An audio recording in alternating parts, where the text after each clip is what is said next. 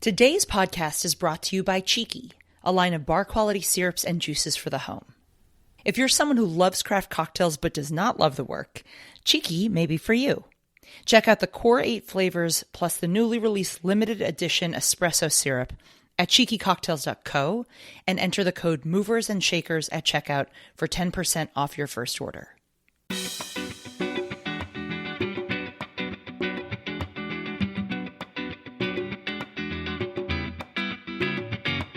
Movers and Shakers, the podcast about people and ideas that are changing the beverage landscape. Now here's our host, April Wachtel. Hey, movers and shakers. It's your host, April Wachtel, and I'm so excited to share today's interview with Allison Evanow from Square One Spirits. Allison is the founder and CEO of Square One Organic Spirits and Cocktails. She's a pioneer in the organic spirits space, starting Square One as the U.S.'s first all-organic spirits company and one of the first women to start her own spirits brand. Square One crafts a line of USDA Organic vodkas and botanical spirits, and now also has 2 new product lines, organic cocktail mixers and ready-to-drink sparkling vodka cocktails. In the podcast today, we discuss how Allison harnessed her background in spirits marketing to launch Square One, how she bootstrapped the brand to distribution in 42 states, how she thinks about growth and new product launches, and her advice for entrepreneurs just getting started. It was amazing speaking to Allison after hearing about her work for so long. And without further ado, please enjoy my interview with Allison Evanow. Allison, thank you so much for joining me on the Movers and Shakers podcast. How are you today? I'm doing great. Thank you. Thanks for having me today. Totally my pleasure. I said this to you earlier, but I've been hearing for years that we needed to chat and how do you not know her? So I'm so glad that we made this happen and I get to hear a bit more about your story. So thanks Same again here. for joining. Yeah. Oh, same here. I know I've heard all about you, so I'm so glad we're finally meeting. Awesome. So I ask all my guests a bit about how they got into the industry, what their background is, and truly why they started their businesses. So we'd just love to hear in your words. Yes. Well, I actually came from the industry. I think I'm one of the few entrepreneurs in the beverage alcohol space that actually started working for some of the big guys. So I had worked for 2 major players in the industry in marketing capacities, including international marketing. I was in the bubbles business with Domaine Chandon as the head of marketing. Immediately prior to starting Square One. And prior to that, I was in global marketing for Jose Cuervo International. So I actually worked for the Beckman family that are the owners of the Cuervo brand of companies.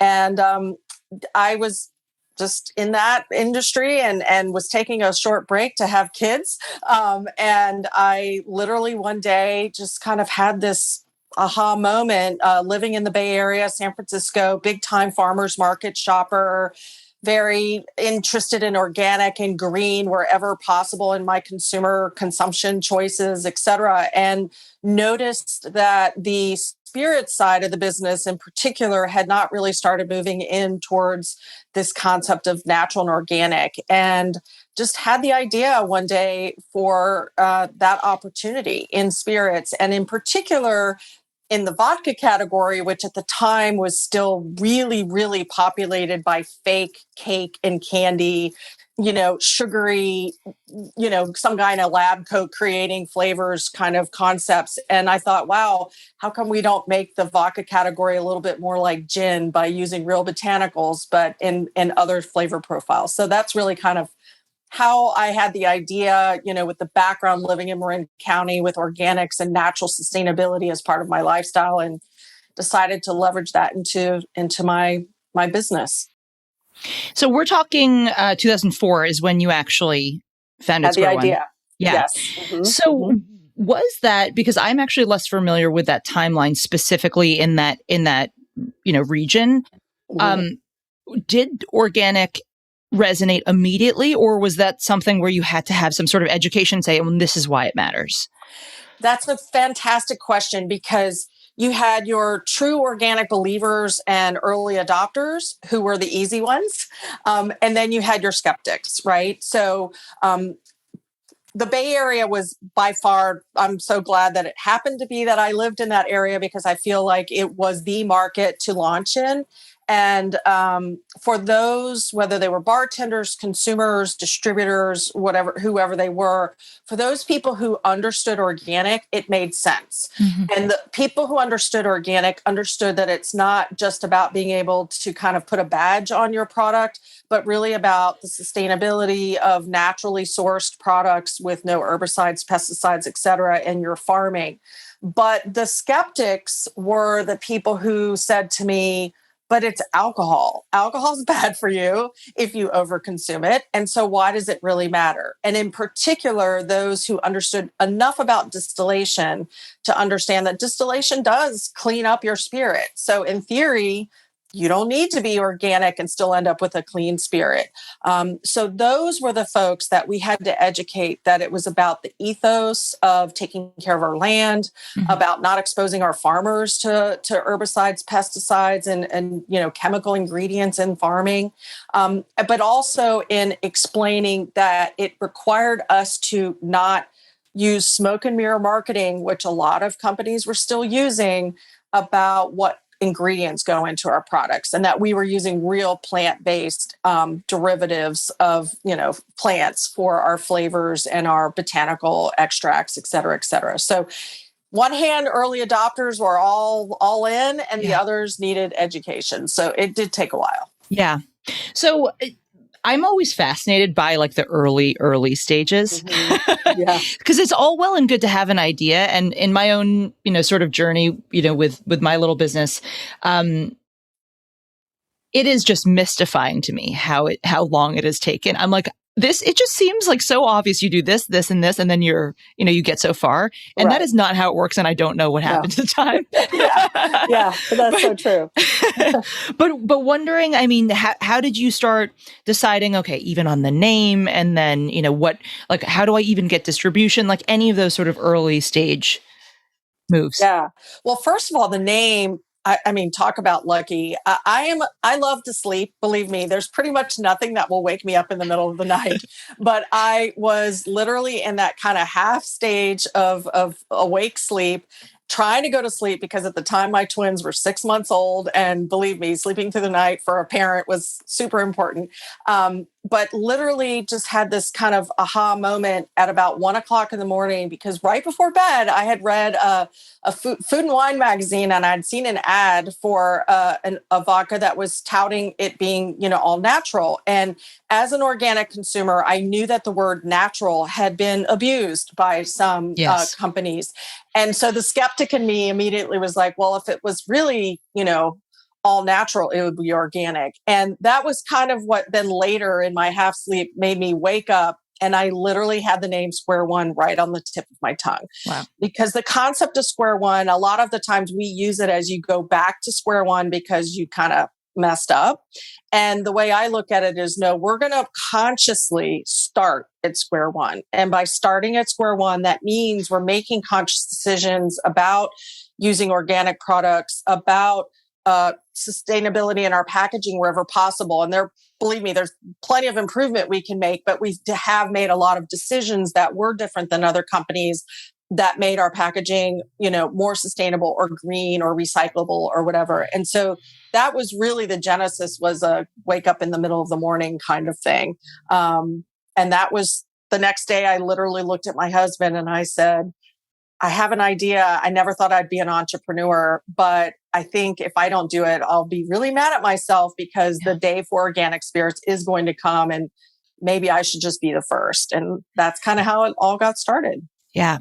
So what decisions did you make then, like immediately after that point? Like, did you look for, I mean, like where you should be producing it? Like, what were the sort of next few steps? So the original dream was, I'm going to have my own distillery and, make my own things, et cetera, et cetera. And so I just started digging in and researching whether there were other organic products in the market. And there were a few already in the market, but mostly those who were coming from companies that the whole company was not dedicated to organics.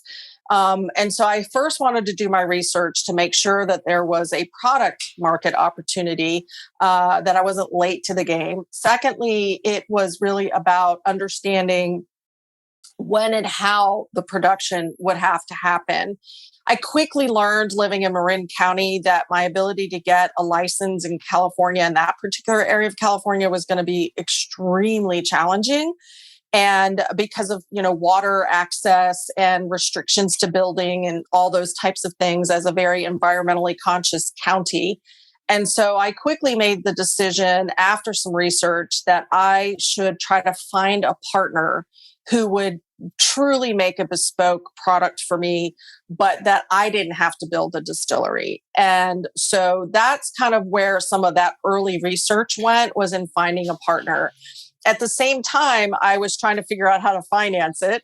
And I talked to my sister, who has had a very successful career in banking. And I said, would you be, my investor? And she said, sure, but you better write a business plan like a real person, not just because I'm your sister. Yeah. And so I would say the first 4 to 6 months were really about, researching the market, finding out whether there was a good opportunity for the product fit, finding out where to produce it, and writing an overall business plan. So we didn't launch our first product until April 2006. So it took that long to write the plan, get, kind of believe in it myself, get my sister to believe in it, mortgage our homes, because that's what we did. We took the equity lines out of our houses to finance the business and launch. So that's kind of what happened. And I'm proud to say that our launch in April of 2006 coincided with the first ever national magazine that dedicated the whole magazine to green. That was Vanity Fair. And so that's also when Al Gore's Inconvenient Truth movie came out. So the timing was perfect, that all of a sudden green was starting to move more into the mainstream. So it was all right at the right time. Yeah. I heard an interview with Bill Gross. He's, I think he's founded and exited like 8 unicorn companies, something absolutely obscene and ridiculous, but he's just like a brilliant, interesting individual. And he was saying he used to think that the success of an idea was like the operator and then execution and then timing. And then he said, just in his experience, he thinks timing is the most important, the person who's doing it, and obviously execution as well, which I just thought was so interesting because, I mean, what you were just saying about your timeline coinciding with this actually becoming a movement, I'm sure is critical. Because if you had started this maybe 20 years ago, I mean, it probably would have been a much, much harder uphill battle. Well, I did start it almost 20 years ago. Oh, sorry. I meant 20 years prior to when you did. Right. Yeah. But, it's funny because you're right. On the one hand, the timing was incredible because the movement was happening and we were at the forefront of the movement. And so it helped us because we were really able to tell the story as being the first all organic spirits company, not the first organic spirit, but they're the one that everything we did was going to be certified organic. And really try to incorporate some of those themes and concepts to sustainability beyond the product, such as in some of our packaging. But I will also say, hindsight now, one of the biggest challenges was that we were so far ahead of the curve.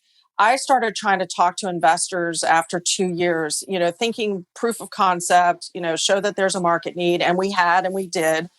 And the skepticism was still very, very high. They believed it was going to be too much of a niche market. And secondly, the real investor community for our space did not yet exist. The strategic incubators were still 10 years out from launching. The private investors in alcoholic beverage, they just didn't exist. So you had natural product CPG in food and beverage, but you did not have it in beverage alcohol. So the challenge of being the first to market was the investment community did not exist. And so it forced our hand into staying a lot smaller than we had hoped for a lot longer until the market really kind of caught up. And then that we were in a position to really start looking to expand, which is, 18 years later, kind of where we are now. It's unbelievable. It's taking us that long to finally say it's time to go out and raise outside capital. Because I've bootstrapped it for 18 years. So, wow. Yeah, I was gonna ask. I mean, it's funny. One of my favorite podcasts is How I Built This. I don't know if are you a listener? Yes, Oh yes. my God, it's so good. And it's just so interesting because obviously all of the entrepreneurs that he interviews on the show are very well established. I think he's only interviewed one who's like a relatively new entrepreneur, at least in the core interviews. And when you hear about how people finance it, it is either they had a friend or a relative who had some money that they could invest, or it's debt. And then I think maybe they've mentioned a couple of working capital solutions along the way. But I think, again, I've been doing research for maybe 5 or 6 years saying, I don't understand how this stuff works. Like, how does the availability of capital or the lack thereof impact your growth trajectory? Mm-hmm. And one of the questions I've been sort of mulling about recently, and I've spoken about with a number of my past guests, is, you see so many direct-to-consumer businesses that, raise millions of dollars out the gate. It's like just an idea, and then they scale super huge. And then, in many of these cases, a lot of the traction doesn't sustain. Right. They're subject to the whims of, the digital marketing algorithms and privacy settings and things like that. Right. And so it's one of those interesting, I think, questions of like, what is the right balance between growth to meet the market need and to really get a lot of brand awareness versus, building a really strong sort of core and infrastructure. So it's just, I'm just rambling, but would love to hear your thoughts if you've got any opinions. Yeah, well, it's interesting because needless to say, having come from the industry, not only did I have some of my own insights, but I also knew a lot of people, right? So I was definitely picking up the phone and calling everybody I knew, particularly on the sales side, because my background really was more in marketing and new product development and strategy instead of really, field marketing and on the ground kind of sales. And so I remember speaking to a lot of people and everybody said, stay regional, stay small. And really build your backyard. And that was part of our initial strategy. And, I remember me hitting the streets. I'll never forget one day I'm walking down the street in San Francisco and it is absolutely like gale force rain. And when my umbrella was literally like you see in the movies going inverted and I'm pulling my little bag behind me and I'm like cold calling on all these cool cocktail bars, especially the ones that really don't care about vodka. Right. Because let's face it, I know that's the truth. And I opened over 100 accounts on my own. 98 were on premise and 2 were retail. Wow. So we really were trying to go after the on premise. But then what happened was we got a really nice hit, thanks to my PR team in the early days, Kimberly Charles Communications out of San Francisco. They did a great job with us. And we got a nice PR hit with Anthony Dias Blue. And he wrote about some of the new, more esoteric up and coming spirits and did a whole article on them. And we were included. The next thing you know, my phone is ringing off the hook with general managers from Houston's restaurants all across the country saying that their corporate buyer had decided that we needed to be one of the vodkas they could carry. And I was thinking, well, it would have been nice if he had called me first to ask if I had distribution. And I didn't. And so what happened was all of a sudden we were authorized without even trying. Oh, wow. In all of these restaurants across the country. And I called up some of my old pals that had given me a lot of advice. And I said, well, now what? And they said, run. If you get into a national account like that without trying, that is proof that your concept is real, that people want your product. Don't stay regional, go wide. Yeah. So we went wide and an inch deep. Yeah. And so as a result, we're in over 42 markets, right? Wow. And we do have very wide distribution as far as distributors by state, but we have, just a little tier, in each state because we don't have the funding yet to go deep. So it went counterintuitive to the initial strategy, but it was forced because the customer demanded it. Yes. Which is a good thing. Yeah. I think it's so funny because again, I know also being in the industry what everybody says, which is what you just articulated. Go narrow and deep. That being said, even so with my brand, we're opening up a few markets just now. We've been shipping direct to store with all of our products. It's non-alc, so we can do that. And my initial filter was exactly what I just said, which was like regional. And then after speaking with a bunch of other very experienced individuals, the filter just got totally wiped away. And honestly, the markets don't make sense with the initial idea. But I think that's one of those things. It's just like there's a prevailing wisdom, and then there's what reality dictates. Right. And obviously that's the strength of you as an operator, is being able to adapt to that and make those key decisions, which have obviously turned out well for you. So Right. It's been hard to support that many markets. And fortunately, we're lucky in that a lot of our distributors understand that we are small, that we are independent, and they appreciate that. And so while we may not be setting the world on fire in the middle of, the central Midwest, the distributors love our product for where it fits their customer base without our need to overly support it. And so we've been lucky that being first to market, having really, really high quality award-winning products has kept us in distribution, which I think is the biggest challenge for anybody coming in, especially now to the category of any kind. Distribution is the hardest thing now. It doesn't matter how good of a product you have. It's very hard to crack into being in 42 states like we are. So we try to maintain that relationship with our distributors, even if it's, only an inch deep, so that we can have access to most of the US market. Yeah. What do you think needs to happen for organic to, I think, clarify some of the, not perception in market, because that makes it sound bad, but I mean, I think what you were saying earlier about the fact that the word natural has been so misused. Mm-hmm. Do you think that there's anything that would be a boon to organic as a concept that would make it a lot clearer to people what the difference is? Because just a little bit of backstory. Mm-hmm. I remember I worked for Bacardi at one point. I was a brand ambassador for the rum portfolio in New York.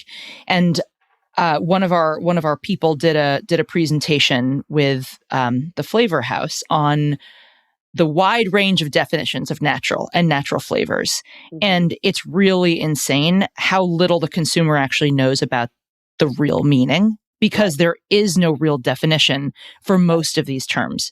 So curious to know if there's anything you think that would be helpful to the organic movement.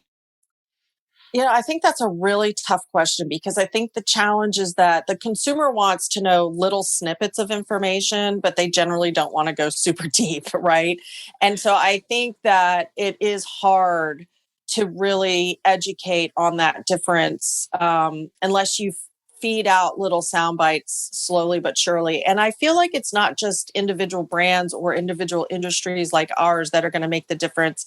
It's the whole thing. So we are benefiting by the overall food in particular, but somewhat beverage. And by beverage, I mean non-alc, moving very quickly towards organic and doing a lot of the heavy lifting of overall education of organic.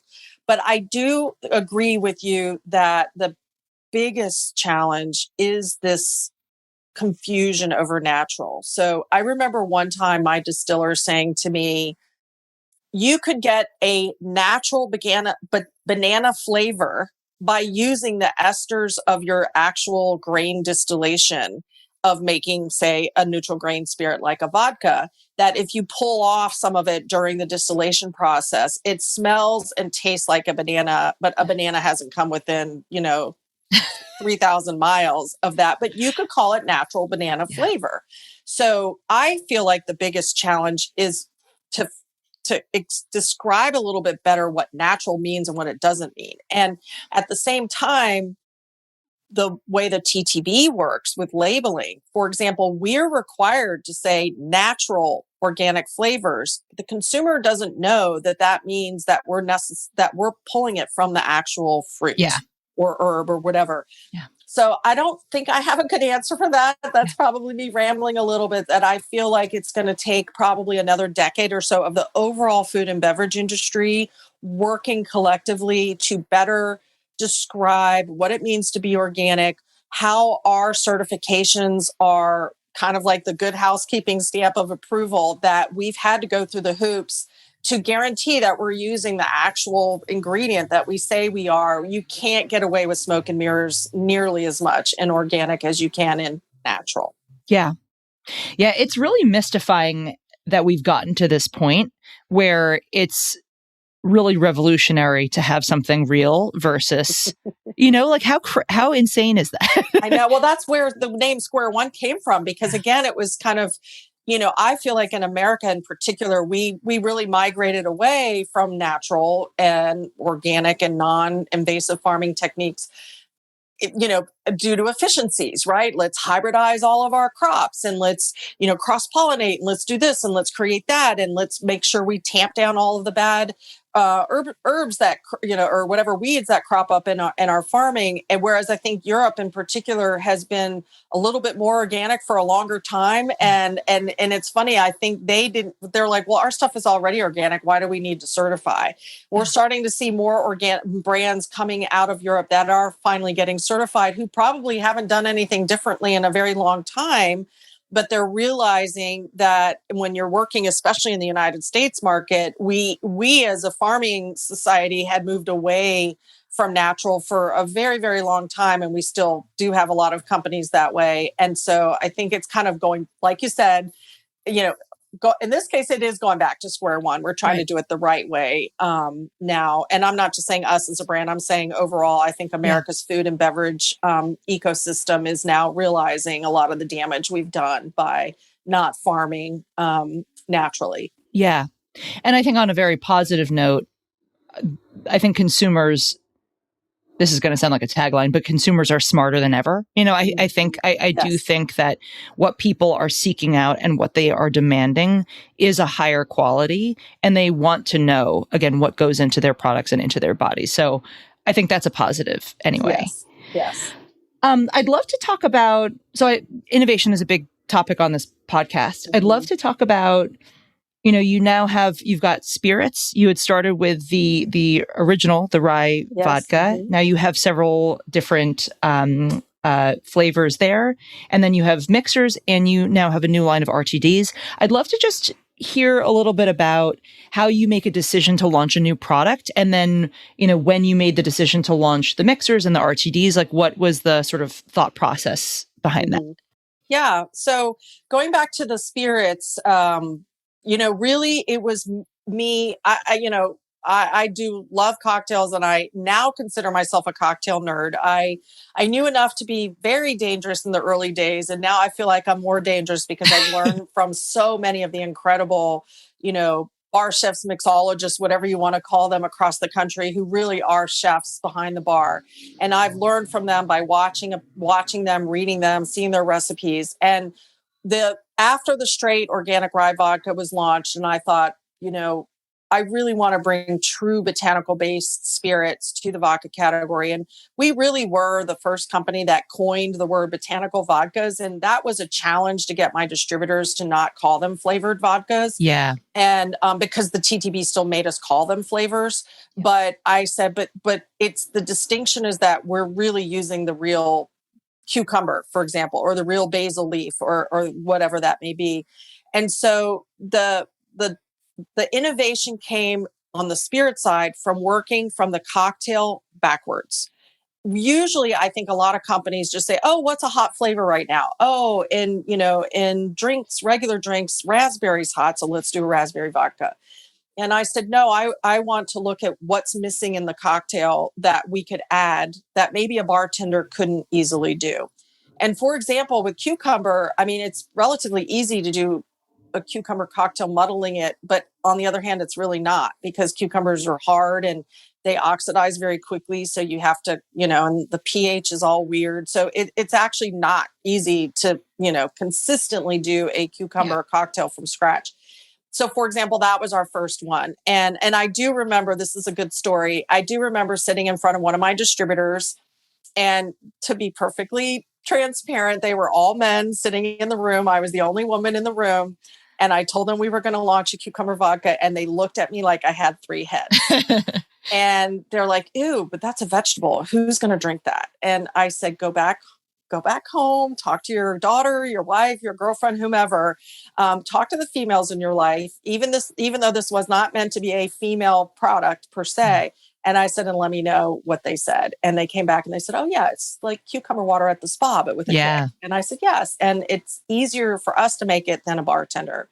So with that being said, on our spirit side, all of our spirit development really came from the cocktail backwards, what kind of things we could do to add complexity and more seriousness to the vodka category. And then fast forward to the mixers and the RTDs, we really kind of got to that point. Our brand Square One has been very heavily skewed to the on-premise. I will say that COVID has had an impact on the spirit side of the business. We're slowly getting it back. But what happened about 2018 was I really kind of sat back and I said, okay, now what? We've been in business for, over, 10, 15 years, not quite 15, but it's time to kind of go big or go home, because we feel like organic has finally become mainstream enough to the consumers.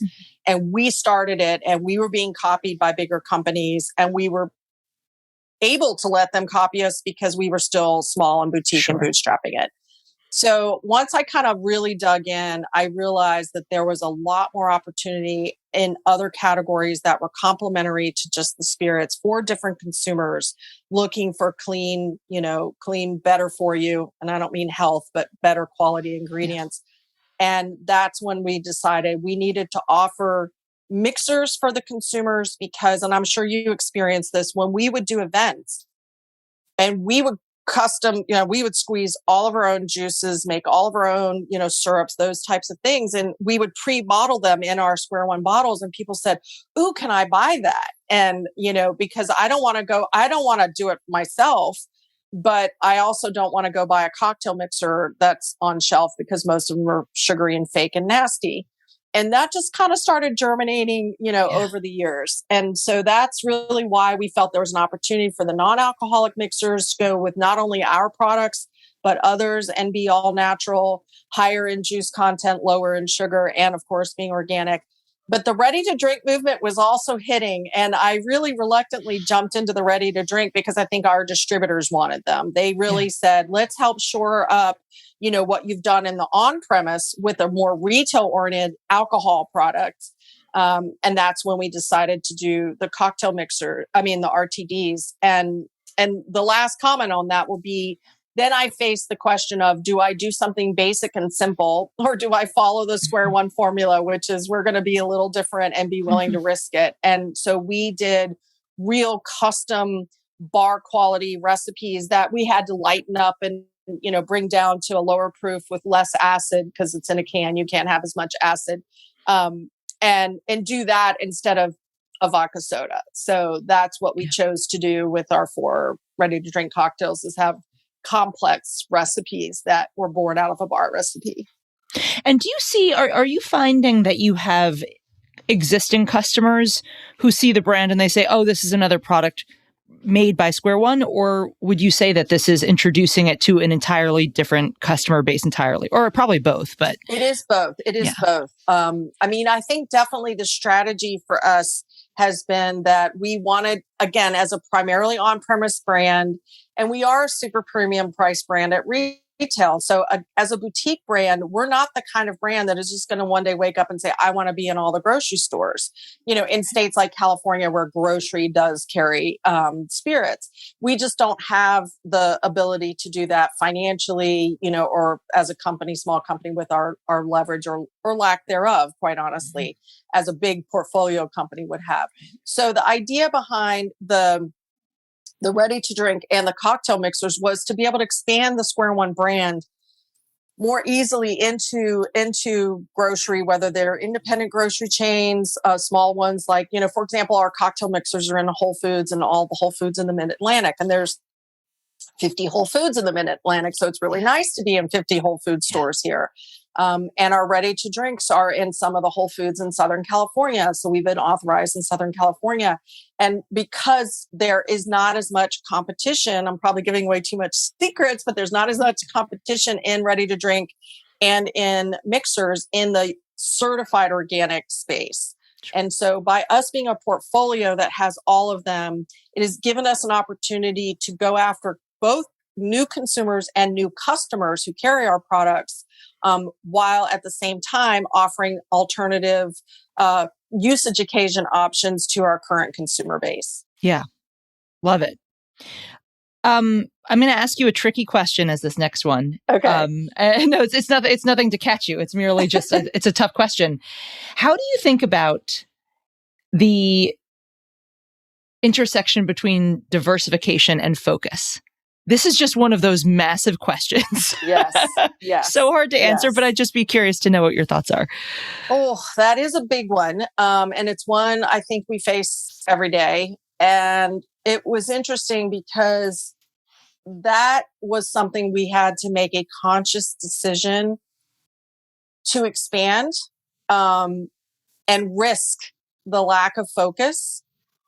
But for us, what this is specifically Square One. I don't know how much this would translate, to other people, but for us, we felt, as I said a few minutes ago, the time had come for organic to be a lot broader and a lot bigger.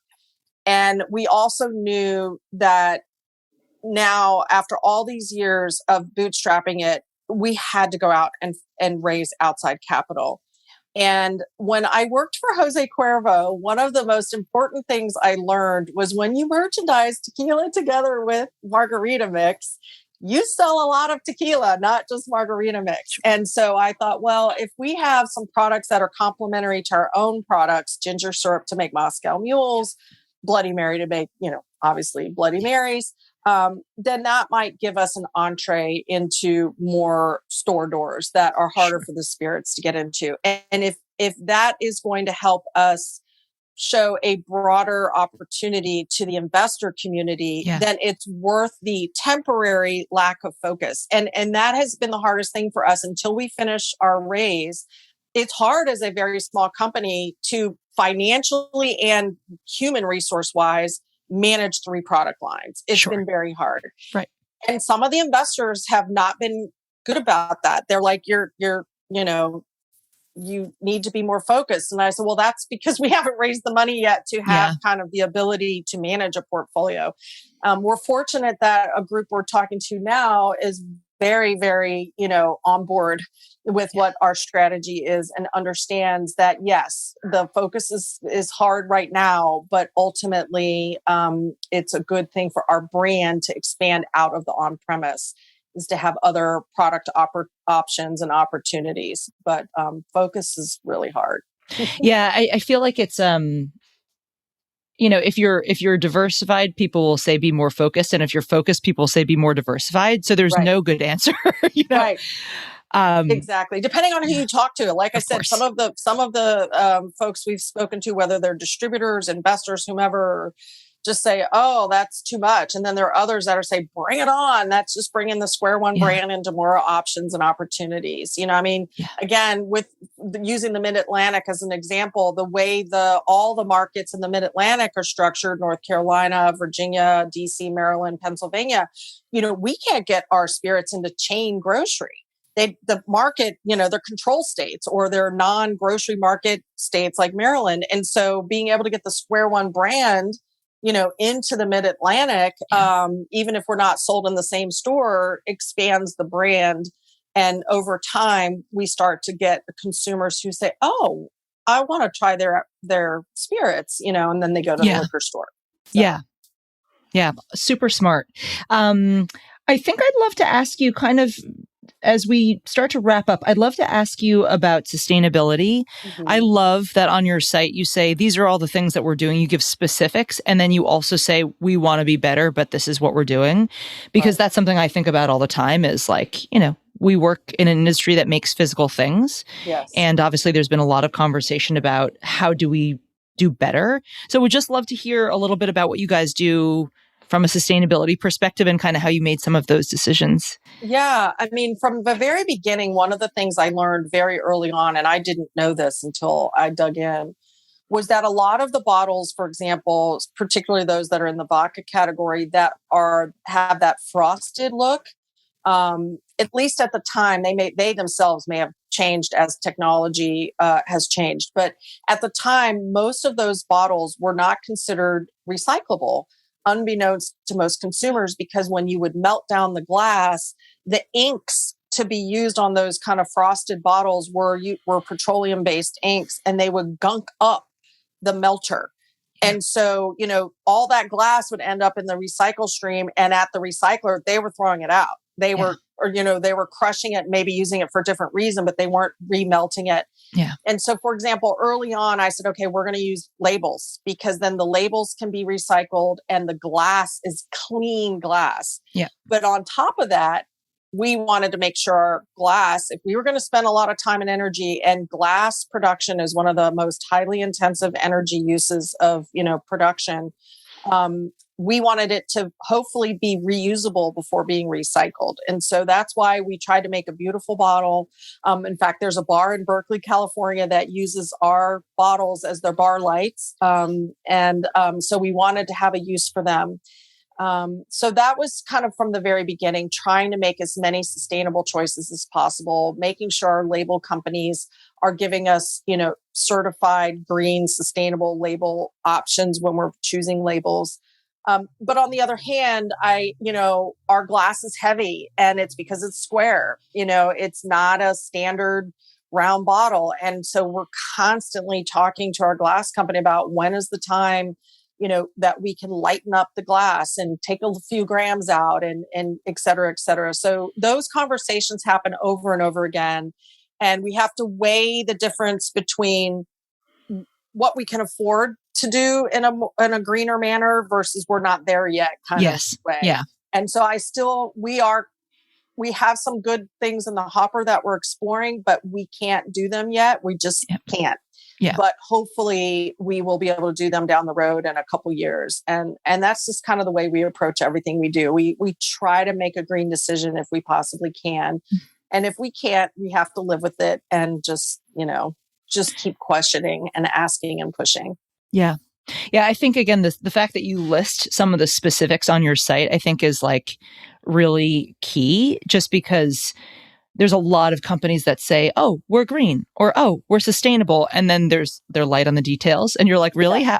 How is that? So, right. So I love that you do that. Thank you. I think maybe for my final question before we wrap, we have a lot of trade listening to this. If you were talking to a new entrepreneur, what would you tell them? Anything important to consider as they're starting out? Anything in particular that you learned that you're like, this is the one main lesson? Yeah. And I think, I have the luxury of time, right? I have been in the industry for a long time. I have bootstrapped it for a long time. And I think in today's market, fortunately for new entrepreneurs, the appetite at the consumer level for new products is very high. When I first started, people didn't adopt new brands. It was all the brands they knew of that had massive multi-million-dollar marketing campaigns. And so breaking in that long ago was next to impossible. Whereas today, consumers are looking for, new items, and they're okay trying stuff they've never really heard of. So number one, that's good. The market's ready, but you still have to make sure that your stuff is very unique. You can't just be the third iteration of somebody and say you're going to do it better. And number two, after the unique product proposition that's obvious but needed, number two would be the market has changed for the better in that there is better access to capital. So it's hard. It's really hard to find that money. In fact, I know there are a lot of entrepreneurs, even us in the market with 40 plus states in distribution. It's hard to find that money, but at least it exists, whereas before it didn't. So I do think it's really, really important to, if you're developing a business plan, when you're developing, because there's no if anymore, to really have your milestones set so that you know when it's time to start going out and raising money. And that's just going to be the nature of the beast. I think unless you are a small distillery that's willing to have your tasting room be your primary, revenue driver, then if you really want to be a national brand, you really are going to need outside capital. So you have to plan for when that's going to happen. Yes. Proof of concept, and then go raise. And then I think the third thing would be, depending on your product, I, again, would really focus on trying to find the balance between the trade customer and the consumer. I see a lot of brands surprisingly spending a lot of money early on, say, digital advertising when they have no distribution and thinking they're going to get online sales from it. And consumers today, it's better than pre-COVID because COVID actually helped us. But consumers today in alcohol still are not trained to buy direct to consumer. And there are obviously legal battles too. So the third piece would be really talk to a lot of people to help you understand where to spend your trade dollars with your distributors and your customers to help you start to build your brand, and not overspend too much on consumer, because you can spend a lot of money on consumer without the distribution, and the consumer is not yet trained in their brain to buy online. Yeah. So don't waste your dollars on too much digital early on. Yeah.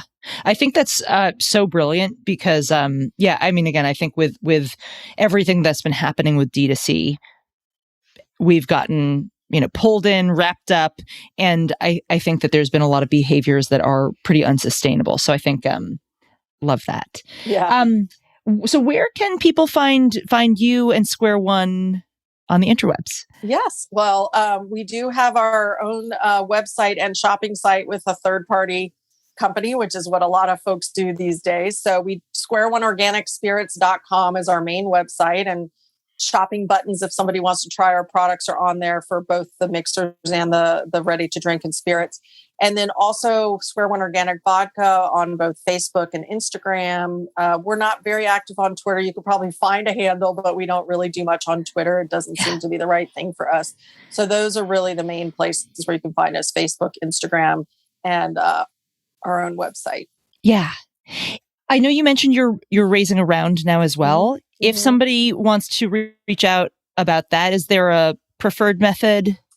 I think the easiest way is just to send it to info@square1organicspirits.com. That comes to me. It's easier to remember than the way we've conjectured or put together our own emails. So info@square1organicspirits.com. And yes, I mean, we've been around for a while. We know what we're doing. We purposely stayed small, waiting for the market to catch up.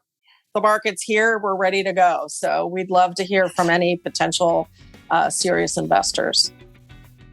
Amazing. Thank you so much for your time today. Best of luck with the round and with everything. It was so nice to meet you finally.